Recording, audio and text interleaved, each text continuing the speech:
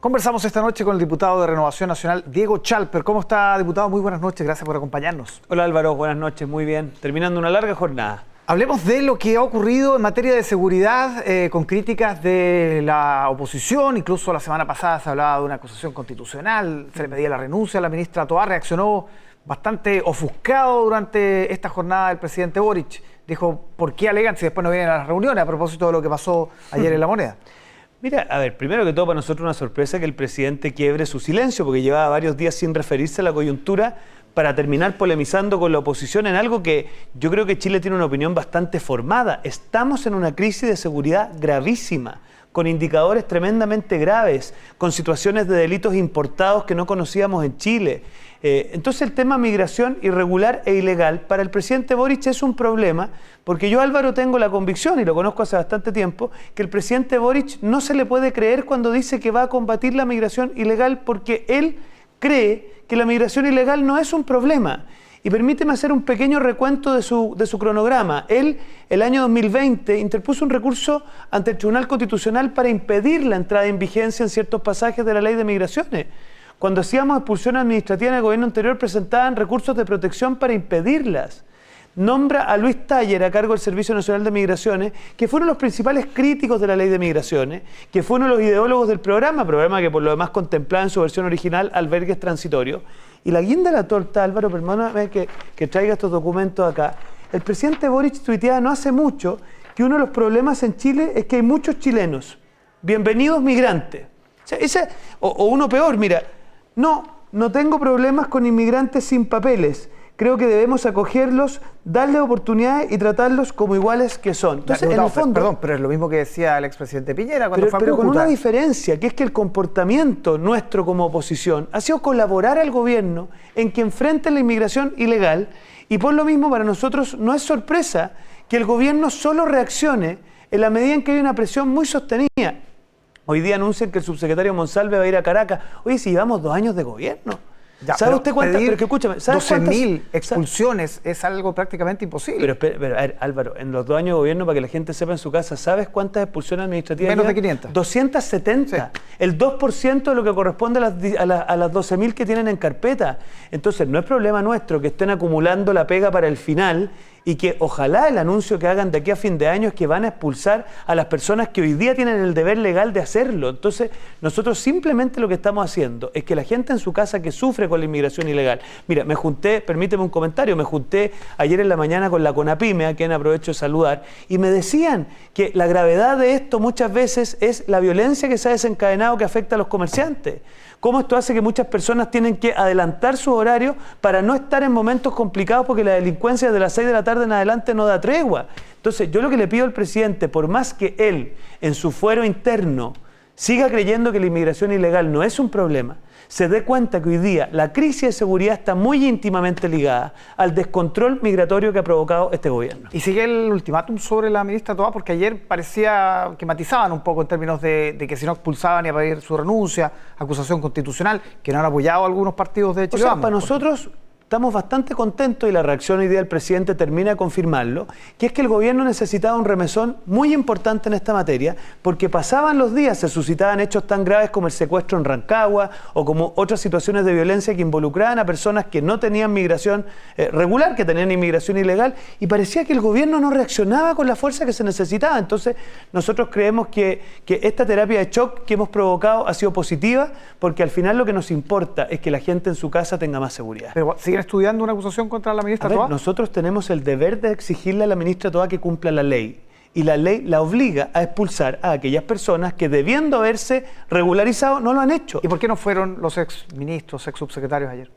Bueno, en el gobierno anterior se hizo un esfuerzo, pero yo le recuerdo, Álvaro, que en el gobierno anterior, la oposición de la época hizo todo lo posible para inhibir la acción nuestra. Cada vez que intentábamos hacer alguna expulsión, no solo se generaba una polémica en el Congreso, sino que incluso ejercían acciones judiciales ante la Corte de Apelaciones para impedirla. Entonces, presidente Boric, como el anuncio del año pasado fue indultar a 13 personas y dejarlas en libertad, aquí le estamos dando una oportunidad a su gobierno, que el anuncio de este fin de año sea: expulsamos inmigrantes ilegales y trabajamos por la seguridad de las personas. Bien, hablemos de la campaña del plebiscito del 17 de diciembre, con el a favor complicado, con harto viento en contra si uno revisa las encuestas. Ayer nomás la CEP daba un 8% contra un 30% y mucha gente que o no está interesada o no está informada. ¿Qué le dicen esas cifras? Mira, me dicen que obviamente hay una especie de estrés postraumático donde los chilenos siguen lamentablemente sufriendo lo que fue el tortuoso proceso anterior.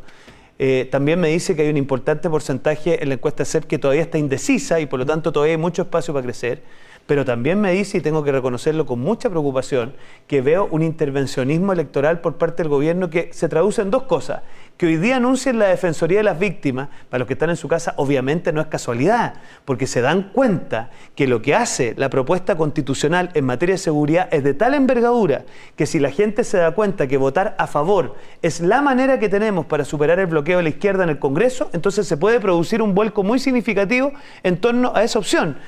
Yo tengo claro que de la misma manera que el ministro Jackson decía, acuérdate cuando tramitábamos todo lo que era la infraestructura crítica, y el ministro decía, no, esperemos que el plebiscito, porque cuando gane la prueba, ahí vamos a poder echarle para adelante con nuestra propuesta. Ellos creían que el plurichile y toda esta cosa era parte de su ideario. Hoy día tienen clarísimo que si gana el a favor con el mandato en materia de migración ilegal, con la Defensoría de las Víctimas, con la Sala Cuna Universal, con la causal de terrorismo en materia de estado de excepción, con, por ejemplo, todo lo que podría haber en recurso de protección a propósito de la continuidad de los servicios educativos, lo que ha pasado con los SLEP. O sea, si es que gana el a favor, el programa de gobierno del presidente Boric sufre su último golpe de gracia. Pero no veo dónde está el intervencionismo, porque en el fondo incluso le han pedido al presidente que diga que va a votar y él se ha negado. ¿Dónde está el intervencionismo? Es un intervencionismo por la vía de presentar proyectos que es parecido como lo que pasaba en el proceso anterior cuando presentaron la propiedad de los fondos de pensiones como proyecto en la recta final, como para decir, mire, quédense tranquilos, acá puede ganar la opción que a ustedes no les gusta, pero igual vamos a resguardar. Aquí con la Defensoría de las Víctimas lo mismo. Han pasado 800 días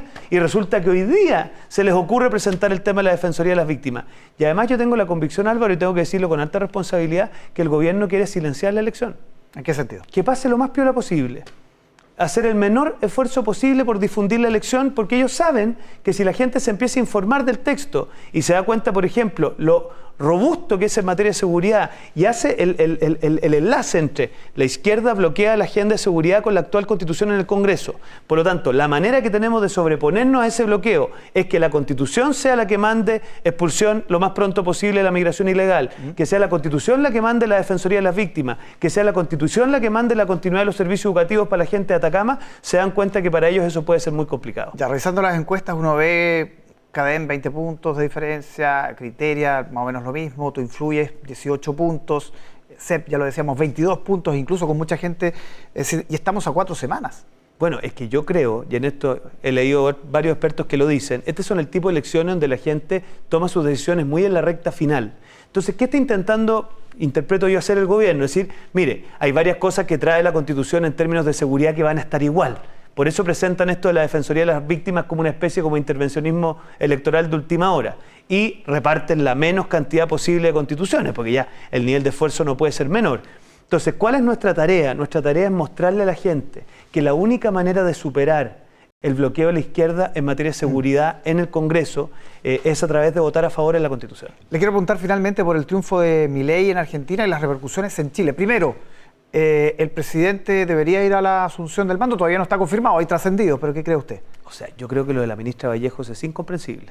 Porque no tenía para qué relativizar la asistencia del presidente de Chile al cambio de mando de la presidencia de Argentina. Tiene que ir. Aquí él actúa como jefe de Estado de todos los chilenos. Entonces yo espero, ya el presidente Boric ha dado ciertas muestras, pero no quiere quitarle tanto el piso a la ministra Vallejo, parece, pero yo espero que el presidente Boric deje claro que la relación con Argentina trasciende a los gobiernos y por lo tanto hay que cuidarla y él tiene que asistir. No pueden oír, digamos. O sea, para mí sería un grave error diplomático y político que el presidente Boric no asista, porque además él ha marcado distancia con cierta parte del Grupo de Puebla y la izquierda latinoamericana, como por ejemplo el presidente de Brasil, que evidentemente iba a estar en esa postura porque en su minuto el presidente de Brasil apoyó a Venezuela, apoyó a Nicaragua y por lo tanto el presidente Boric una vez más tiene una oportunidad de marcar distancia de eso. Yo espero que lo haga. Segundo punto, el embajador hoy día pidió que no lo pautearan, que él sabía quién tenía que nombrar.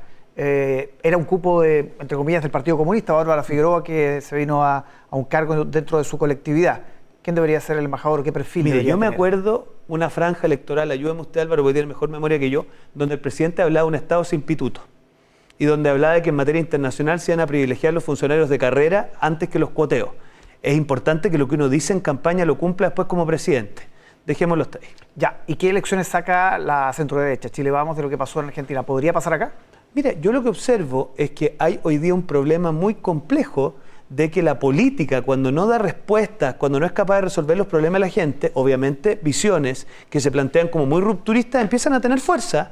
Y la otra lección que yo saco es que la unidad de la oposición es fundamental para recuperar el gobierno por parte de ciertas izquierdas autoritarias que se nutren cuando las oposiciones van divididas. Entonces yo espero que la gran tarea que tenemos a partir de, yo creo, del 18 de diciembre en adelante, porque el foco hoy día está puesto en el plebiscito, es cómo construimos una derecha firme en sus convicciones, pero al mismo tiempo con vocación de mayoría, con vocación de diálogo y con capacidad de construir grandes acuerdos para el futuro de Chile. Bien, diputado Chalper, muchas gracias por acompañarnos esta noche.